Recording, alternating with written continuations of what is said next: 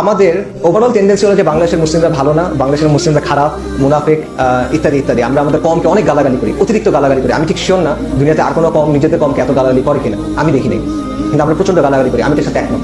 বরং আমি মনে করি বাংলায় যে ইসলাম, এটার বেশ কিছু বিশেষত্ব আছে যেটা আপনি অন্য কোথাও পাবেন না, বা খুব কম পাবেন। অন্য কোথাও পাবেন না বলা ঠিক হবে না, খুব কম পাবেন। এটা একটা স্পেশাল স্ট্যাটাস আছে। কেন? আমি আপনার তিনটা কারণ বলতেছি। প্রথম কারণ দেখেন, বাঙালি মুসলিম হলো উম্মার মধ্যে থার্ড লার্জেস্ট এথনিক গ্রুপ। মানে উম্মার মধ্যে বিভিন্ন জাতিগোষ্ঠীর মানুষ আছে না, 200 কোটি উম্মার মধ্যে বা 180 কোটি, এর মধ্যে তৃতীয় বৃহত্তম জাতিগোষ্ঠী হলো বাঙালি মুসলমান। আর এই বাঙালি মুসলমানের 85 থেকে 90% কোথা থেকে? বাংলাদেশ থেকে। এই জিনিসটা বিস্ময়কর, এই জিনিসটা বিস্ময়কর। এটা আমার কথা না, এটা ইতিহাসবিদদের কথা।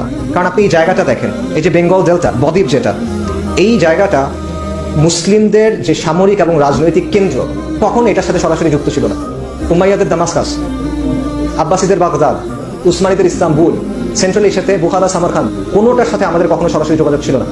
আমাদের চারপাশে কি? আমাদের চারপাশে মুশরিক। আমাদের উত্তরে, পশ্চিমে, পূর্বে মুশরিক দিয়ে আমরা পরিবেষ্টিত, একদিকে সমুদ্র। তো এটা কিভাবে সম্ভব? এত ছোট একটা জায়গা কখনো মুসলিমদের সামরিক রাজনৈতিক কেন্দ্রের সাথে সরাসরি যুক্ত ছিল না, চারপাশে মুশরিক দ্বারা পরিবেষ্টিত। এই জায়গাটাতে এত মুসলিম, কত মুসলিম, উম্মার মধ্যে তৃতীয় বৃহত্তম জাতিগোষ্ঠী। এটা কেন? আল্লাহর ফয়সালা। আল্লাহর ফয়সালা কেন? আল্লাহর ফয়সালার পেছনে কোনো হিকমা আছে কিনা, নাকি এটা এমনি এমনি হয়ে গেছে? নাউজুবিল্লাহ, ডেফিনেটলি হিকমা আছে। আরেকটা বিষয় দেখেন, গত 20 থেকে 30 বছর ধরে উম্মার মধ্যে অনেক পরিবর্তনের চেষ্টা হয়েছে, বিদ্রোহের চেষ্টা হয়েছে, লড়াইয়ের চেষ্টা হয়েছে, জিহাদের চেষ্টা হয়েছে, সংঘাতের চেষ্টা হয়েছে, বিপ্লবের চেষ্টা হয়েছে। এর মধ্যে সফল হয়েছে কয়টা? আপনি যদি হিসাব করে দেখেন, গত 15-20 বছরের মধ্যে সিগনিফিকেন্ট 3টা সফলতা আপনি পাবেন।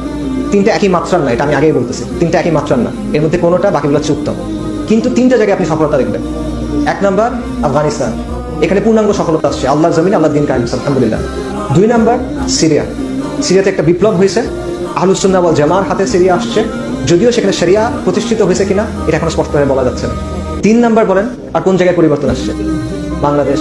বাংলাদেশে বিপ্লব হয় নাই, বাংলাদেশে শরিয়া আসে নাই, ডেফিনেটলি আসে নাই, কিন্তু বাংলাদেশে একটা গণ অভ্যুত্থান হয়েছে এবং এক জঘন্য তাগুতের পতন হয়েছে, এবং ভারতের যে হেজেমনি ছিল এখানে, সেই হেজেমনির পতন ঘটছে, এবং ইসলামের জন্য এই জায়গাটা প্রশস্ত হয়েছে কিছুটা। যে অবস্থা ছিল আপনারা এগুলো সব জানেন, আমি আর এটা বলতেছি না, সেই জায়গায় আল্লাহ একটা প্রশস্ত করে দিয়েছেন। এই জিনিসটা উম্মার আর কোনো জায়গায় ঘটে নাই কেন? হিসাব করে দেখেন, উম্মতের মধ্যে 50টার বেশি জাতীয় রাষ্ট্র আছে আজকে, বা 60টার কাছাকাছি অ্যাকচুয়ালি। এতগুলো জায়গার কোনো জায়গায় হলো না, এই 3টা জায়গাতে কেন হলো? এই 3 জায়গার স্পেশালিটি কি? আপনি যে জায়গাটাকে এত গালি দিচ্ছেন, যেই মাটিটাকে গালি দিচ্ছেন, যেই এলাকার মানুষগুলোকে গালি দিচ্ছেন, আপনার ভাইদেরকে, আপনার কমকে আপনি গালি দিচ্ছেন, এই জায়গাটা এরকম কেন বলেন? এতগুলো জিনিস এখানে কেন মিলতেছে এসে? আল্লাহর ফয়সালা। আল্লাহর ফয়সালা কেন? এটার পেছনে হিকমাটা কি বলেন? এটার পেছনে হিকমাটা আপনার চিন্তা করার দরকার আছে, এটা বলেন। তৃতীয় একটা কারণ বলি, আমাদের গৌরবের যে উত্তরাধিকার। এই অঞ্চলের মুসলিমদের ইতিহাস দেখেন, আমাদের পূর্বপুরুষদের ইতিহাস দেখেন। এই ইতিহাস থেকে শুরু করবেন। আপনি রংপুরের সাহাবা মসজিদ থেকে শুরু করেন, 70 হিজরিতে বা তার আগে যে মসজিদ তৈরি হয়েছে, সালাফুস সালিনের সময়ের কথা, এখানে মুসলিমরা আসছে, এখানে তাওহীদের দাওয়া হয়েছে। আপনি শাহজালাল থেকে শুরু করেন, হযরত শাহজালাল রাহিমাহুল্লাহ থেকে, শাহ পরান রাহিমাহুল্লাহ থেকে, ফকির মজুসের কথা বলেন, অথবা আমাদের সবার আকাবিরদের কথা বলেন, শাহ ওলিউল্লাহ মুহাদ্দিস দেহলভী, শাহ আব্দুল আজিজ দেহলভী, সৈয়দ আহমেদ শাহীদ, শাহ ইসমাইল শাহীদ, আকাবিরা দেওবন্দ, আকাবিরা আহলুল হাদিস। তাদের সবার সংঘাত কি ছিল? হাজী শরীয়তুল্লাহ, মিন নিসার আলী তিতুমির, তাদের সবার সংঘাত কি ছিল? কিসের জন্য ছিল, কিসের বিরুদ্ধে ছিল বলেন? তাদের সংঘাত ছিল, তাদের সংগ্রাম ছিল, তাদের লড়াই ছিল, তাদের দাওয়া, তাদের জিহাদ, প্রত্যেকটা জিনিস কিসের জন্য ছিল? আল্লাহর নিজামের জন্য, ইসলামী নিজামের জন্য, আর কুফরি নিজামের বিরোধিতার জন্য। এই তো তাওহীদের জন্য, শিরকের বিরুদ্ধে।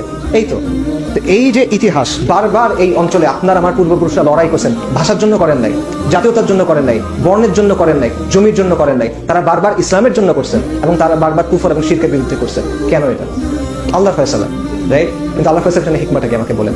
আমি ট্রুলি বিশ্বাস করি, আমি এটা আপনাদেরকে উত্তেজিত করার জন্য বা এনকারেজ করার জন্য বলতেছি না, আমার এটা যদি আমার আগ্রহ নাই, আমি এটা ট্রুলি বিশ্বাস করি যে এই অঞ্চলের মুসলিমদের জন্য, এই কম এবং এই মুসলিম কম, এই জমিন এবং এই জমিনের মুসলিম কমের জন্য আল্লাহ সুবহানাহু ওয়া তাআলা উত্তম কিছু রাখছেন। আমি এটা ট্রুলি বিশ্বাস করি।